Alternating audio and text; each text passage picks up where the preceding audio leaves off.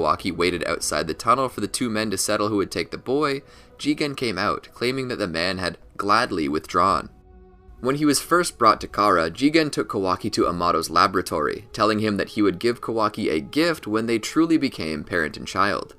As part of a ritual, Kawaki was one of 15 Otsutsuki vessel candidates that were placed in artificial wombs connected by tubes to jars of fluid, through which Jigen attempted to transfer his kama to them. The first 13 children all died. However, Jigen succeeded with Kawaki, one of his last attempts. Kawaki later awoke with a kama branded on his left hand.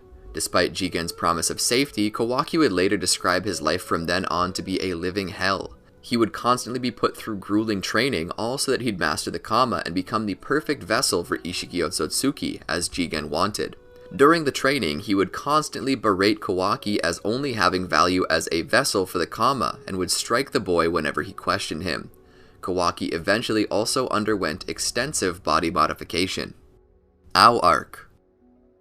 Upon reaching Phase 3 of the vessel for Kara's plans, Jigen had wanted to test Kawaki's power on the surface. Overhearing Jigen and Amato discussing this, Victor had offered to them to transport him using his high-tech stealth blimp. When the blimp that was transporting Kawaki crashed in the Land of Fire near the border, he left the scene, resulting in some of Kara's autonomous puppets pursuing him. After traveling a fair distance away from the crash, he defeated all the pursuing puppets before falling unconscious. Kawaki Arc. Upon his body being discovered by Team 7, the shinobi discovered he had an identical mark to Boruto Uzumaki's.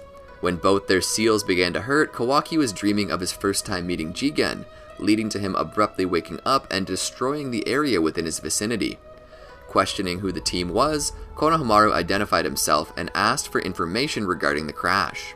Refusing to provide information and wanting to be left alone, Boruto revealed to Kawaki that he also had kama, resulting in Kawaki believing they were pursuers from Kara.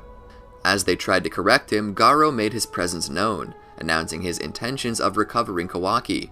Launching another attack, Kawaki dodged and began fighting while modifying his body despite his weakened state.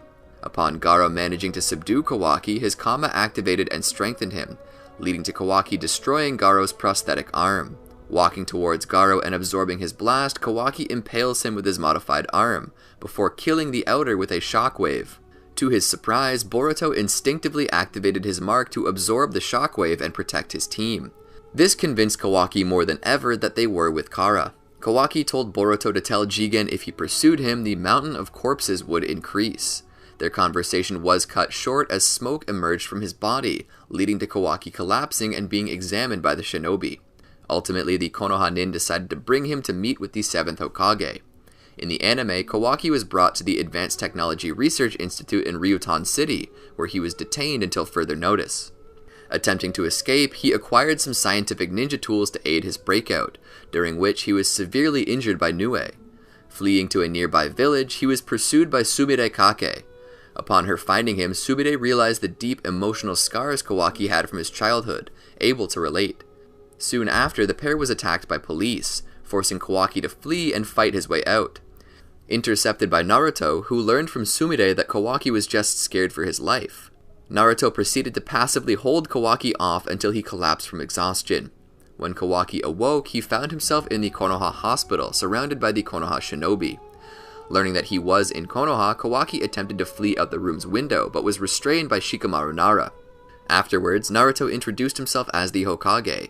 Later, after an agreement between the 5 Kage, it was decided that Kawaki would remain unrestrained within Konoha, with Naruto watching over him.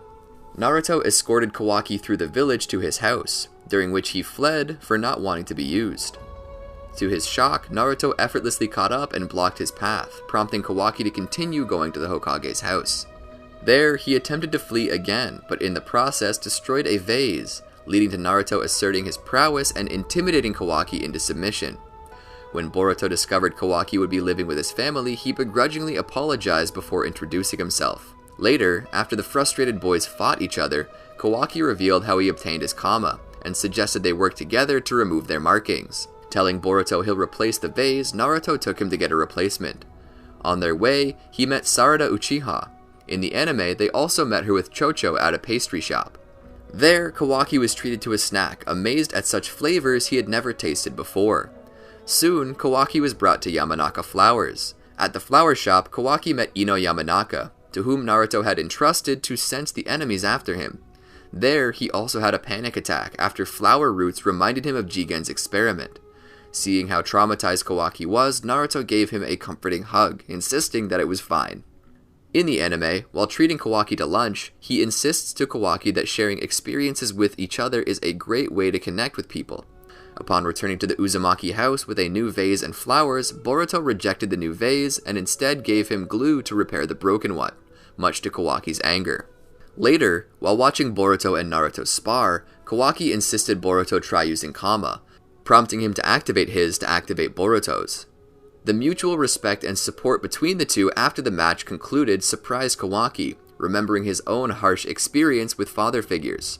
Later, Naruto offered for Kawaki to try sparring with Boruto next time.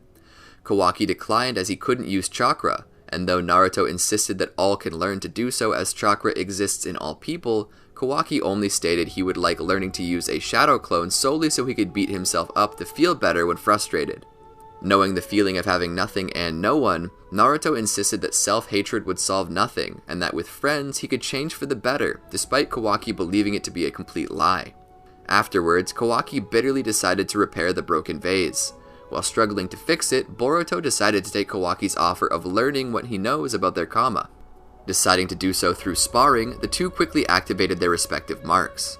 Kawaki then launched a blast with the intent of him absorbing it like previously, only for Boruto to instead damage his hand. Naruto called off the match and told the two to perform the Seal of Reconciliation. The event made their marks react. While Boruto saw a vision, Kawaki insisted he saw nothing when asked about it. As Naruto was alerted by Ino of an intruder, he informed the kids that an intruder was approaching them. The group was soon approached by Delta, who demanded Kawaki to be handed over. Informing Naruto that she was an inner and how much of a threat she was, Naruto instructed Kawaki to protect himself while he engaged her in battle. Throughout the fight, Kawaki attempted to calm Boruto, explaining how Naruto was controlling the flow of the fight, leading it away from them by going on the defensive so he could go all out. Delta eventually unleashed eye beams that Kawaki noted to be designed to overcome regeneration abilities. When Delta attempted to use Himawari to get Naruto on the path of her eye beams, Kawaki shielded him from the beam, rationalizing it as them being good as dead if Naruto had been hit. When the battle continued, Naruto overcame Delta's absorption ability and immobilized her body with his Rasengan, before she self-destructed. Following the battle, Kawaki was brought to Katasuke to repair his arm. When the scientist informed him that the technology in Kawaki's body was too advanced for him to handle, Naruto gave Kawaki one of his prosthetic arms that he powered with his chakra. Shocked at how sincere Naruto was at being nice, Kawaki asked to learn about ninjutsu, which Naruto agreed to and began training him.